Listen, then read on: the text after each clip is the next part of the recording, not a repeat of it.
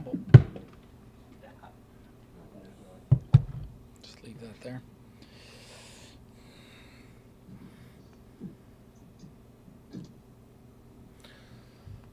All right. How are we doing today? Good deal. What do you got? Hey, Gary, you want to start us off? Sure thing. Am I echoing? No, you're good. Okay. Was from. Yeah, so hope you enjoyed a little downtime there. Yeah. But so Florida, obviously the season goals have changed. How motivating though is it for you, the players, to face the top ranked team and also probably your biggest rival? How does that kind of provide a energy boost here? Yeah, it's a pretty unique deal. It's the second time we're getting to play the number one team in the same season. Not many people usually get to do that. That doesn't happen very often, and especially in a regular season. So I think it'd be a pretty big game for our guys. Obviously, this is always the Florida-Georgia game is always a big game for our guys. So, I thought they had a pretty good week of practice last week. We got to see how we come out to today. Everybody's back practicing today, so you want to see today's response back out there on the field. But I think our guys are pretty excited for the game. So, how do you guys normally do practice reps with the two quarterbacks? And is that going to change? I mean, the way we get. Well, you got to get both guys ready to go play. So would they both? We both get guys a lot of reps. Maybe it's probably a little bit more even than a lot of places where like the one gets a lot of reps and the twos get minimal reps. The quarterbacks, we try to keep them pretty evened out so that they're both ready to play. You're a snap away from those guys getting on the field. So you kind of do that with a lot of positions across the board. You roll them through to get the reps to get them ready to play. Any change at that position this week? Not really. We're going to keep playing in the same way. We plan on playing both of the guys like we have. Thank you, Dan. Gene for Matt. Hey, Dan. I'm just curious in terms of however you distribute the quarterback reps this week. Yeah.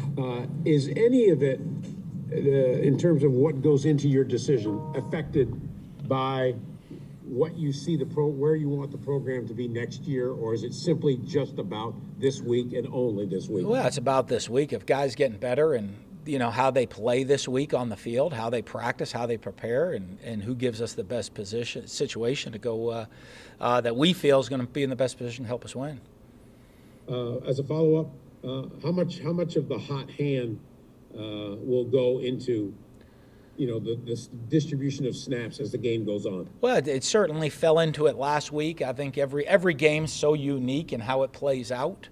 So we'll have to see how the game plays itself out. Thanks. Yep. David Waters. Hey, Coach, the offense does seem to open up a little bit more downfield with Anthony in. How would you assess that? Is it the way defenses are playing them, or is compared to Emory, or is he just taking more of those chances? No, I think probably more defenses load up the line of scrimmage when he's in there, or blitz a little bit more when he's in there. So, it's kind of the different looks that they play you in. Okay, one more.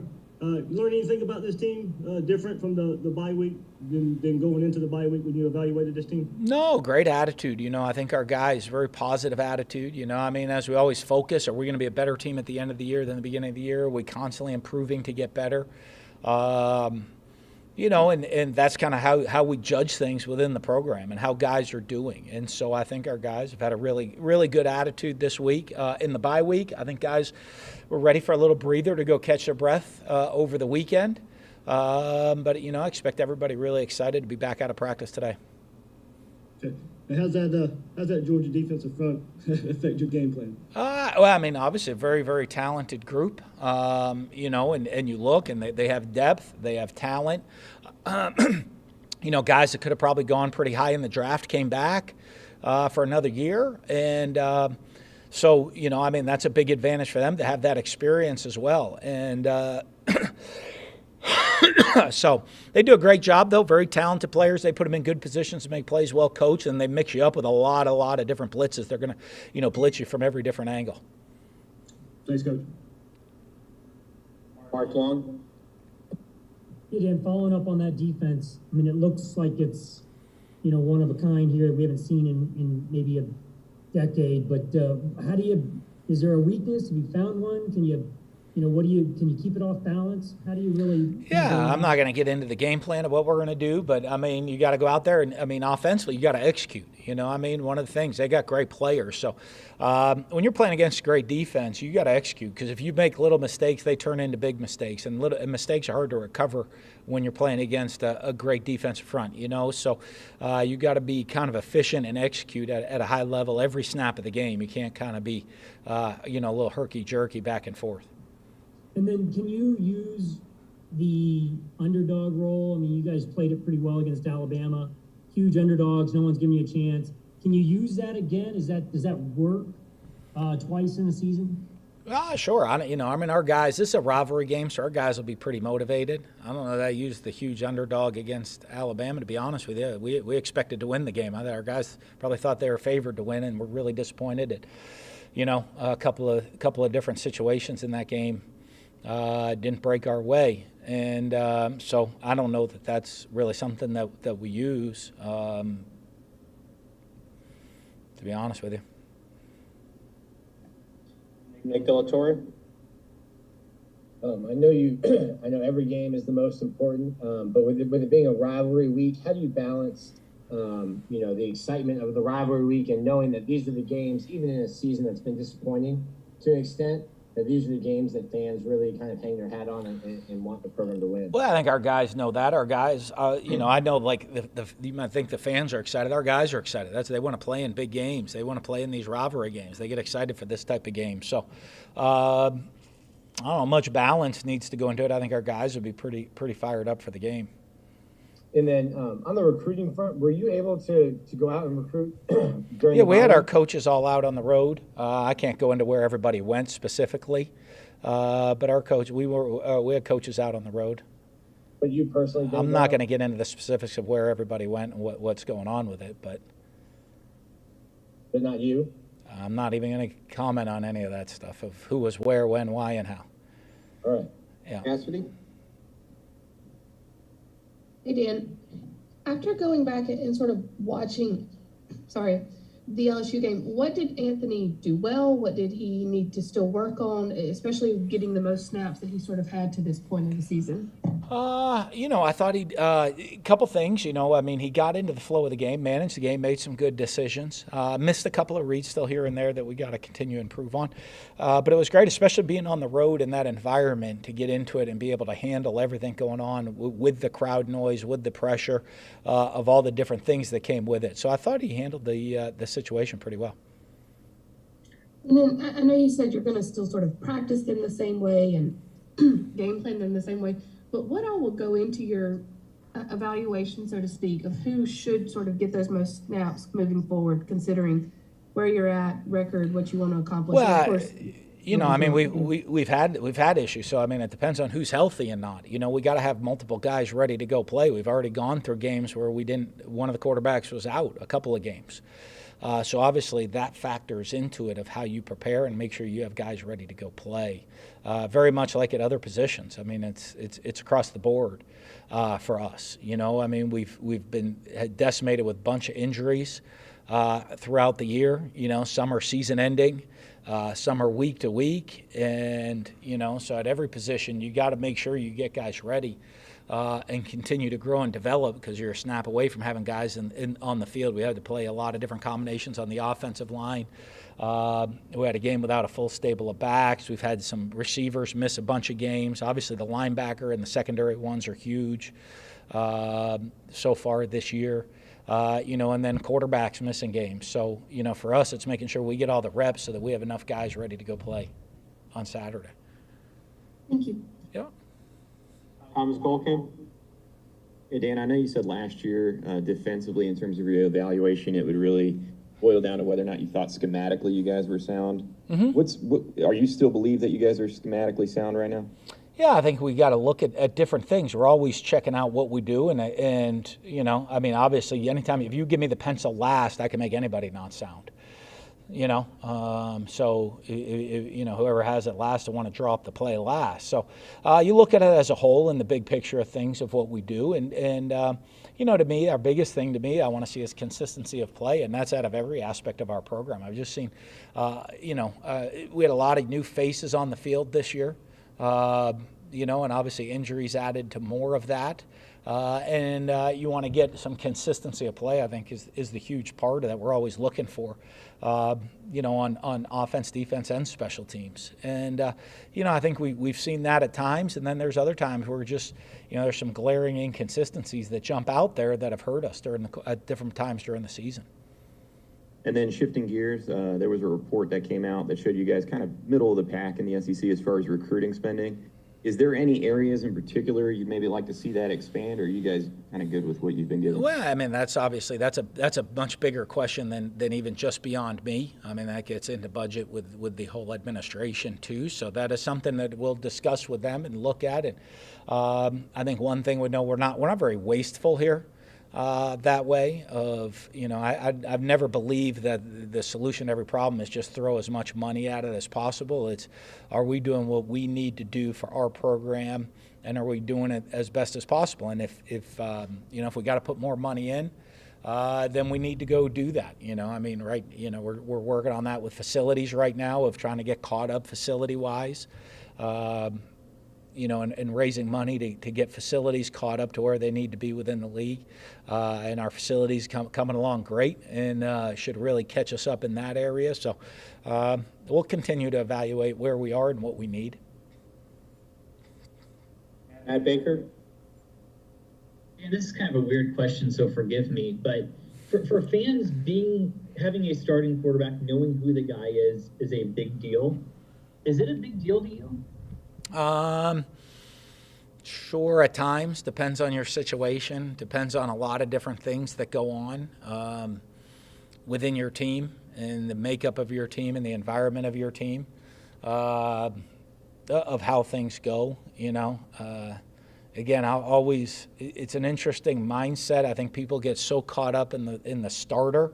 Okay, and a starter is defined, if I'm correct, as who plays the first play of the game. Yes. Yeah. So I don't get us caught up because I can't tell you. I haven't decided on what play I'm going to run on the first play of the game yet.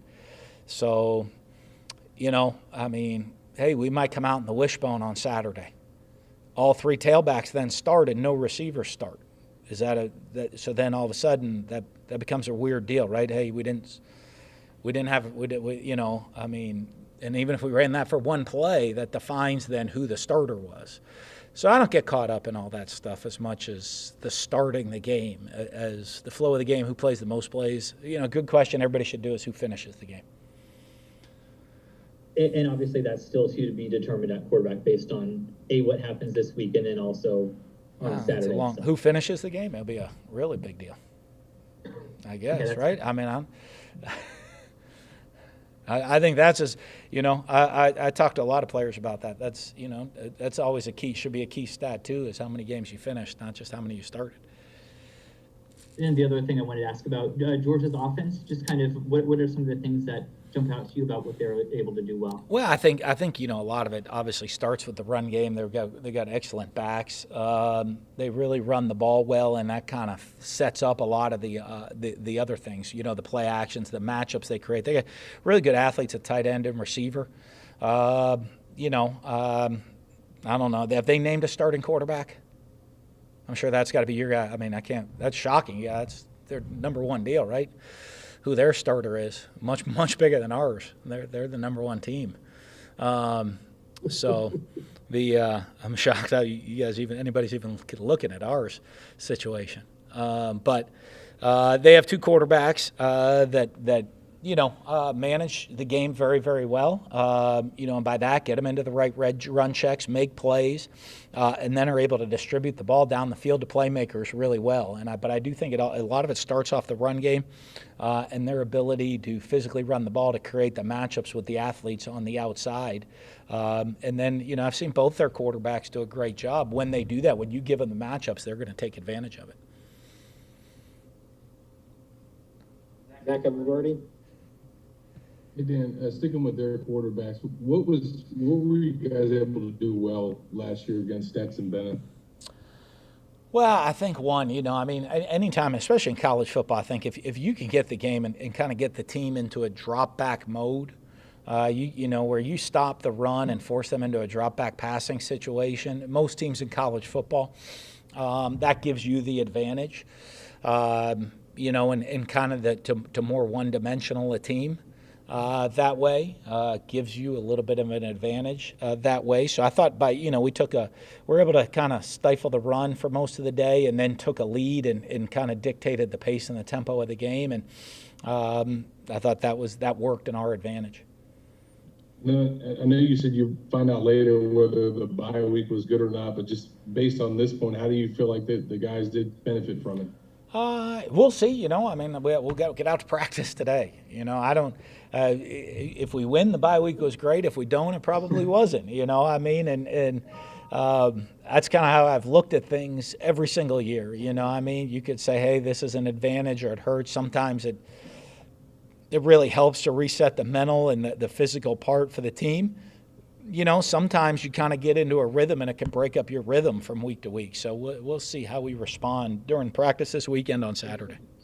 For you as coaches, from a game planning standpoint, did you like that you had more time to maybe, sit back and regroup, or would you want to go out there sooner? Yeah, I don't know. Again, the same deal. It just changes your routine a little bit. You get so much into a routine, and then you get a little bit of a different routine. It was great that I got to see my wife and kids. So, I don't usually get to see them very often this time of year, and so it was fantastic. I got to see them. Mine was happy as well. Buddy? Hi, Dan. You played in a few of these, coached in a few of these games. How is Georgia different?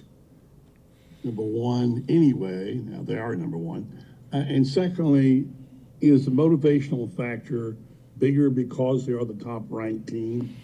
I would think no. For some teams, it probably is. But in the Florida-Georgia game, I don't know that the rankings make it even a bigger or smaller motivation, if you will. If they were ranked number 2, I don't think we'd be any less motivated. And so to me, I think that just playing in the big rivalry game makes it what it is, and that's why our guys, they'll get juice for this. I don't need to motivate our guys a ton this week. I've already and we haven't even practiced yet, but I know last week and getting a little breather and seeing some of the guys this morning walking around, it's not like we need a rah-rah speech to get ready to play this game. It'll be a big game, but I thought our guys were extremely motivated last year for the game, and I don't remember what both our teams' rankings were, but I don't think neither of us were number 1. And the year before, the same deal, and our guys were still extremely motivated. So I think that's kind of the rivalry makes it more than whatever the rankings of the teams are. And speaking of that rivalry, if somebody came in from an alien from bars and said, "What's Florida, Georgia? Why is it different? What makes it so special?" What would you say? Well, I think obviously, the proximity of the two schools, being the states attaching. I think the winning tradition of the two schools certainly plays a lot into it. It usually has a lot to do with SEC and championships, the winner of the game, and then obviously the uniqueness of playing at a neutral site, kind of adds more to the spectacle of it and the and the pageantry of it of within college football. So I think all of those things combined make it a very, very unique game in the college football landscape. Thank you. Zach Goodall?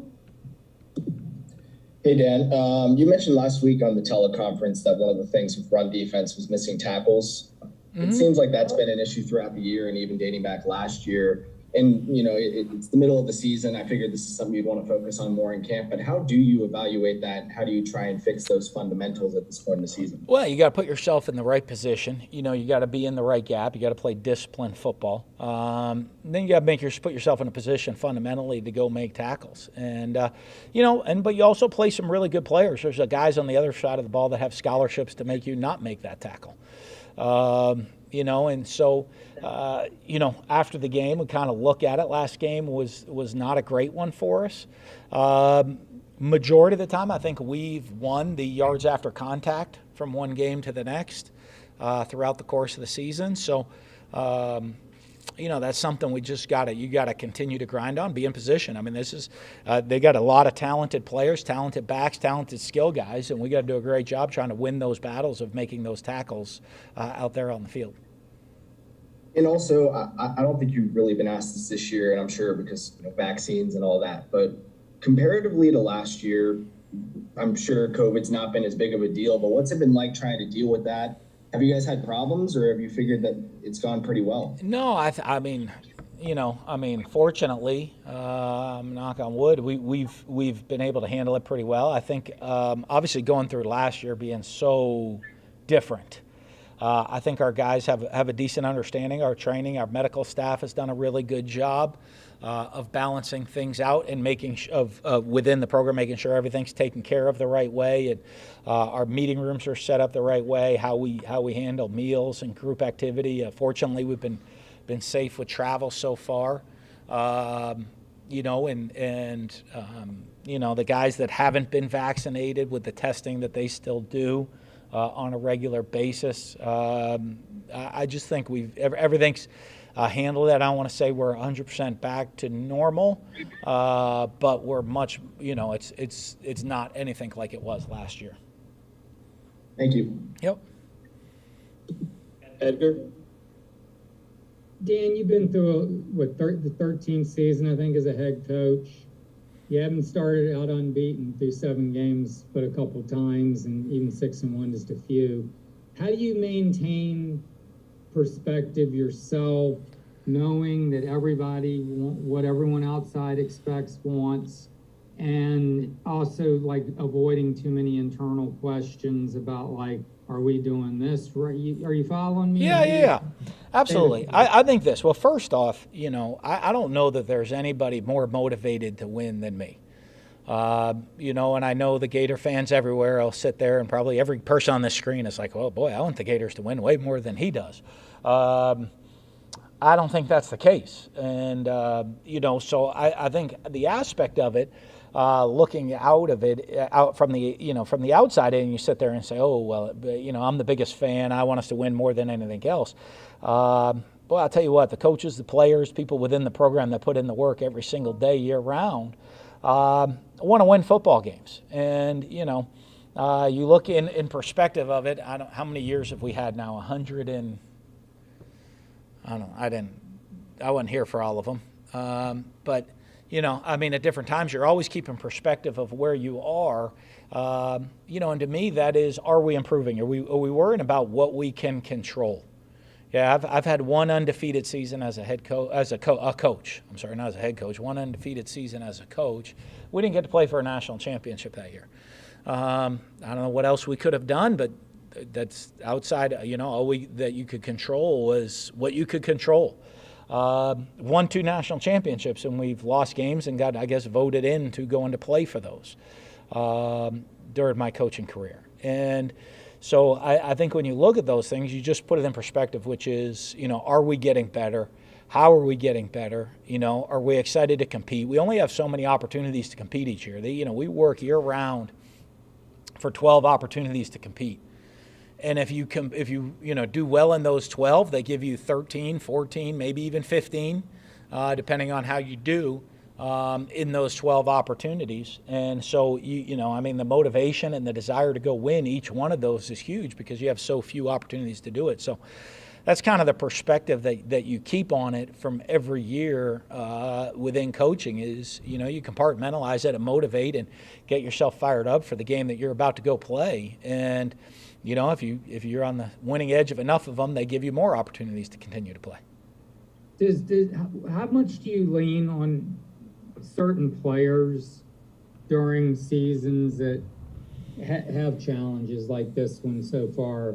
And is there a couple guys that stand out on this team particularly that you just kind of, because the culture in the locker room is critical, and you can't be with those guys all the time. Yeah, you're always trying to find that out. We have a really good leadership committee, and I meet with those guys and talk to those guys just about where we're at, where the team's at, what we need to do, what their feelings are as to where we are. And then, you get around the guys, obviously. But I don't know, specific, mostly just the guys on the leader. A lot of the guys on the leadership committee are kind of the ones that, there's a reason they're on there. They're voted on there, and we kind of, by their teammates, and then we kind of make sure that they fit the profile and want to be on there, want to take that ownership. And they know that I'm going to come to them with questions and issues and concerns and some serious things as well. Of how we're managing the team, where the team's at, what we need, what we don't need, what buttons need to be pushed, is the mindset and the attitude where it needs to be at. And, that's probably where I spend the most with those guys within a team. And that's every year. Every year you're going to face different adversities, and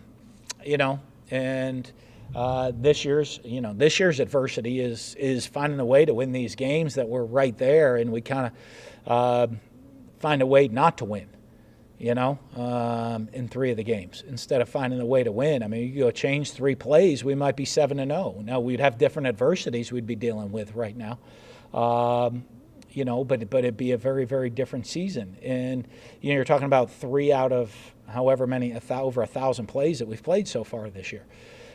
So when you look at it, it's finding a way within us. That's where a lot of the frustration comes with the inconsistency of that. And I don't want to make sure that I'm making too light of it right there, but it is the margin for error. We talk about it as always between winning and losing. When you play in the Southeastern Conference, the margin for error is extremely small, and we've been on the wrong side of that margin. Multiple times this year. And how do we go about fixing that and staying motivated to switch it and get on the right side of that margin this week? Thank you for all that. And yeah. I didn't want to extend this too far. I had a special request here. Okay. Talking about the atmosphere leading up to the game, the Friday night baseball game, the Hall of Fame, all that stuff. Yeah, I know there's a lot going on. Let me see. I got my list of events right here, right? You got the Hall of Fame going on with Kiwan and Seatric Faison getting put into the Hall of Fame. There's a Friday night baseball game going on. SEC Nation will be there at the game.